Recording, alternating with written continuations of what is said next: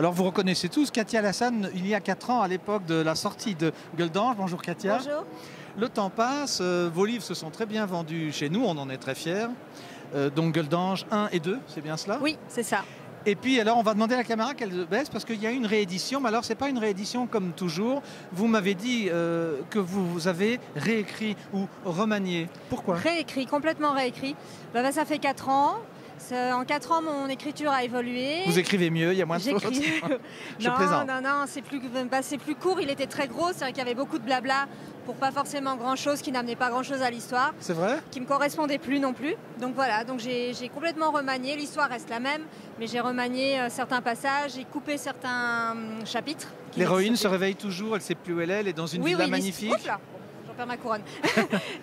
C'est toujours la même chose. Oui, l'histoire n'a pas changé.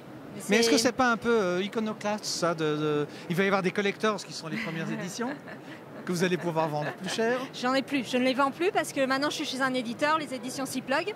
Avant c'était de l'auto-édition, oui. Donc je n'ai plus le droit de toute façon de vendre les anciennes versions. Le tome 1 je n'en ai plus du tout. Donc de toute façon c'est mort. Voilà. Donc c'est vraiment édition collector et il y a surtout plus de Fred qui apporte beaucoup plus, le personnage de Fred est plus présent. Donc ça apporte un plus notable à l'histoire. Fred c'est donc le guitariste, c'est le jeune homme qui a récupéré cette jeune femme qui était un petit peu dans les vapes une soirée un peu arrosée ou additionnée et qui est très sympathique, mais on se demande pendant très longtemps qui c'est. Et voilà. Alors vous avez un peu évolué dans votre genre parce qu'on s'est mis là, c'est pas pour des prunes. Hein. Katia Lassan, le talisman de Péragonne. Alors on est un peu dans un autre univers là. Ah ça c'est complètement autre chose, c'est de la fantaisie, ça reste de la romance aussi, mais c'est de la romance fantaisie avec fantastique fantasy, beaucoup d'aventures. C'est une histoire qui va à 200 à l'heure, qui se passe à notre époque aussi, sur la Terre aussi. Mais voilà, c'est une histoire d'anges qui n'aiment pas qu'on les appelle des anges, ce sont des Siam.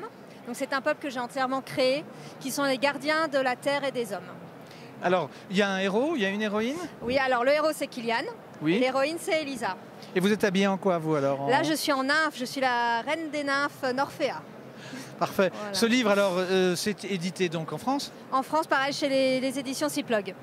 D'accord, il faudrait que vous leur posiez la question, s'ils sont intéressés d'être distribués en Suisse, chez France Loisirs, pourquoi pas? J'en poserai. Hein, vous poserez la question? Je poserai la question. Bon, alors on est content de voir que vous êtes toujours bien vigoureuse et pleine d'idées. On rappelle donc, Katia Lassan, que si vous voulez lire le livre Gueule d'Ange dans sa nouvelle version, ben, pourquoi pas? Faut pas hésiter, parce qu'elle est différente. Elle est différente. Alors c'est presque une première en littérature, parce que normalement on ne touche pas à l'œuvre d'origine. C'est intéressant ça, oui. Intéressant. Bon, on se réjouit de lire la nouvelle version. Nous, on se retrouve comme ça toute la journée avec des auteurs, fantasy ou pas d'ailleurs. Merci beaucoup. Merci.